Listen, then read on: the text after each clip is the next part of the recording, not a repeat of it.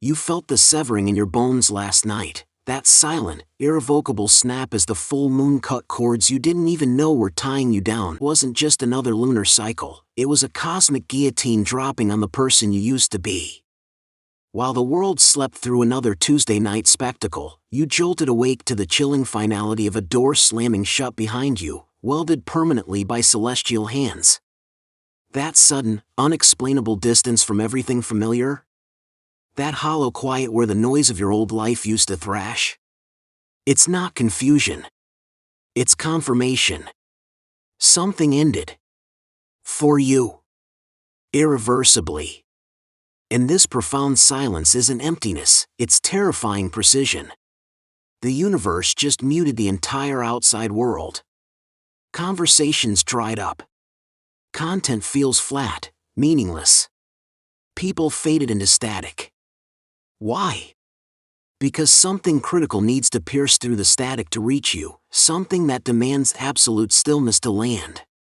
You weren't pulled into this solitude for peace, you were extracted for urgent protection. What approaches isn't gentle wisdom, it's ruthless exposure. It doesn't knock, it kicks down the door, slicing through every comfortable illusion, forcing you to stare down the raw, festering truths, not just about the fractured world outside, but about the carefully buried fractures within yourself. Once witnessed, these truths brand your consciousness, they become indelible scars of awakening. Holding this brutal clarity ignites the backlash. Almost overnight, the voices that once sang praises for your endless support, your constant availability, now hiss accusations, distant, cold, selfish. Hear this now, you haven't turned selfish, their unchecked access to your life force has been revoked. When your energy was an open reservoir, they dipped in freely, for validation, for a captive ear, for a safety net woven from your vitality. Now, as you instinctively shield that core light, guarding the sacred space carved by the moon for what comes next, they feel the withdrawal as a personal betrayal. Their guilt trips aren't about your growth, they're the desperate flailing of energy vampires losing their favorite feeding ground. This friction, though jarring, is proof your shift is working, ruthlessly revealing who cherished you and who merely consumed what you offered. Simultaneously, a strange, almost alien peace seeps into the silence. Your mind, wired for years on the toxic adrenaline of impending chaos, frantically scans for the trapdoor, the hidden blade. It doesn't come, this stillness isn't a trick, it's your nervous system detoxing from the low-level dread you mistook for normal. The more you surrender to this unfamiliar serenity without suspicion, the deeper you realize, this calm is your stolen birthright, your true baseline, finally reclaimed from the relentless storm. An invisible fortress has solidified around your energy since that moon passed. You feel it. People who once flowed into your space like water now hit an unseen wall, hesitating, keeping distance, not because of your actions, but because they instinctively sense the barrier. It's not paranoia, it's your aura, thickened and fiercely discerning, finally operating as the guardian you never consciously built. You sense it too, that split-second knowing before someone speaks whether their presence is sanctuary or poison. Some will call you closed, less warm. What they're actually colliding with is the amplified energetic boundary forged in the moon's cold light. This instinctive shield is wiser than your conscious mind. Not every connection that reached you before deserves passage now. It might feel isolating, but this boundary is your lifeline, actively deflecting misaligned connections, draining conversations, and soul-sapping situations that would sabotage the profound shift hurtling towards you. It preserves your focus, razor-sharp, for the destiny unfolding. This craving for deep quiet, this aversion to social noise and hollow obligation, this magnetic pull towards solitude, it's not loneliness. It's the universe physically rearranging your coordinates. The moon didn't just end chapters, it demolished the psychic clutter, leaving a palpable vacuum. Don't mistake this space for a void, it's a meticulously cleared runway. Something immense, something that could not fit into the crowded landscape of your past, is being aligned for landing. This is why invitations feel like lead weights, certain conversations seem achingly pointless, and the mere thought of engaging with inauthenticity induces physical exhaustion. Your entire system is hoarding vital energy, knowing you are poised to intersect with resonant people, potent opportunities, and life-altering truths that demand you arrive fully charged, utterly authentic, and unburdened. You're not being left behind, you're being strategically positioned to be found by what truly vibrates at your new frequency. This positioning feels stark, unanswered texts, quiet nights, stretches of unnerving stillness. But when the destined alignment arrives, you'll recognize this solitude as the universe's most potent, deliberate act on your behalf. Your dreams fracture into disorienting mosaics. Gone are the vivid, self-centered narratives filtered through your fears and desires. Now, you're an unseen observer floating through unfamiliar lives, witnessing scripted decisions in foreign landscapes. You wake grasping at fragments, left only with an eerie sensation of trespassing. This isn't insomnia, it's an initiation into collective dream witnessing. The moon ejected you from the projection booth of your personal subconscious, thrusting you into a multidimensional space where your individual story dissolves. You're downloading raw data from realities outside your current identity, parallel timelines, other perspectives, crucial intelligence for your unfolding awareness, transmitted without the distortion of your personal bias. Notice the absence of your usual dream fear or joy. That's intentional neutrality, allowing unfiltered truth to land. This isn't a loss of guidance, it's a monumental upgrade. Your soul has outgrown parables, it now delivers pure information because you're finally stable enough to receive it without ego twisting its meaning. These dreams might feel unsettling, like walking through a stranger's home uninvited, because you're accessing shared frequencies requiring profound trust. They aren't entertainment, they're evolutionary transmissions, rewiring you beneath the surface. Waking with the unshakable certainty something significant occurred, even without clear memory?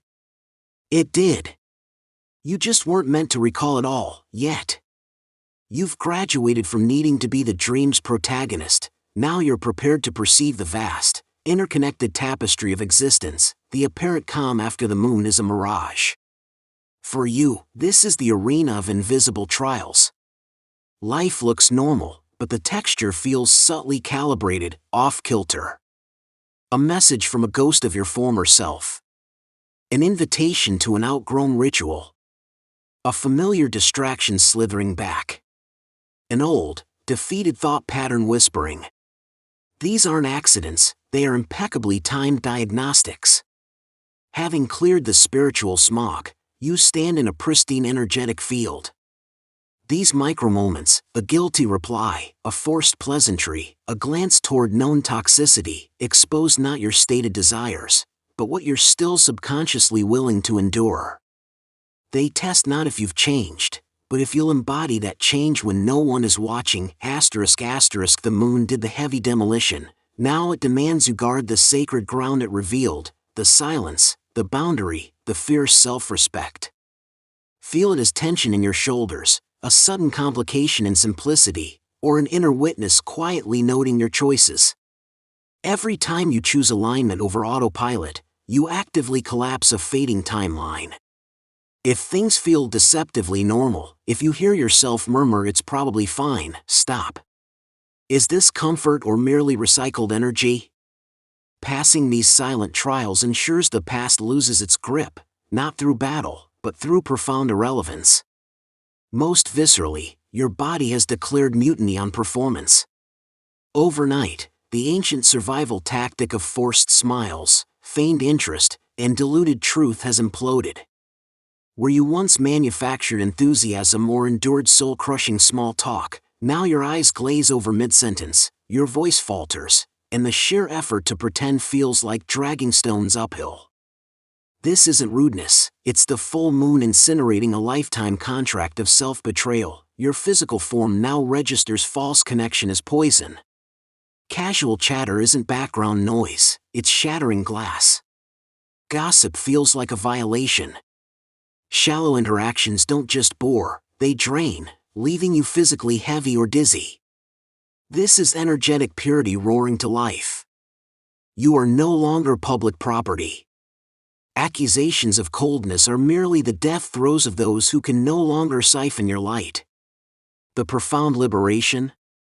The less you engage with the meaningless, the more immense space opens for connections that crackle with authentic resonance. This is not isolation, it is the glorious, unapologetic death of pretense. You are claiming the sacred right to connect only with what vibrates at your unvarnished truth. Once known, this freedom is non-negotiable. And deep within, beneath muscle and sinew, your very bones resonate with rebellion. An inexplicable ache, a profound sense of misfit, as if your skeleton is straining against its old mold. You twist endlessly, finding no comfort in your own frame. Clothes hang strangely. This is structural dissonance, your body's ancient architecture recalibrating to a new energetic blueprint. The moon struck your core like a tuning fork. You feel heavier, then lighter, restless yet unmoved by motion, suspended between an old alignment and a new, undiscovered form. Your bones aren't just adapting for you, they're preparing for what arrives next, the people, places, and challenges demanding a stronger stance, deeper roots, a fundamentally altered presence. This is why others might recoil subtly. Your frame broadcasts a new frequency of sovereignty they can't name but instinctively feel. You are not breaking, you are being meticulously, irrevocably rebuilt from the marrow outward, the restlessness, the bone-deep disquiet. That's the sound of the old blueprint dissolving and the resilient new structure locking into place. Soon, you won't just walk differently, you will inhabit existence differently. The crushing weight of forced choices has dissolved. Even significant crossroads feel strangely hollow, devoid of their old urgency. You stare at doors you once clawed to open and feel stillness. You are not late, you are poised in sacred, intuitive waiting. The frantic striving is over. When the true moment arrives, when your future self steps forward and the atmosphere itself shimmers with alignment, the right action won't demand a leap. It will feel like the first deep, effortless breath you've taken in a lifetime. The silence, the boundary, the bone-deep knowing, this is the landscape of your becoming. The moon did its radical surgery. Now, stand unwavering in the sacred space it carved. The next chapter doesn't approach from outside, it emerges, undeniable and potent, from the profound quiet you now hold within. It's done. You are rebuilt.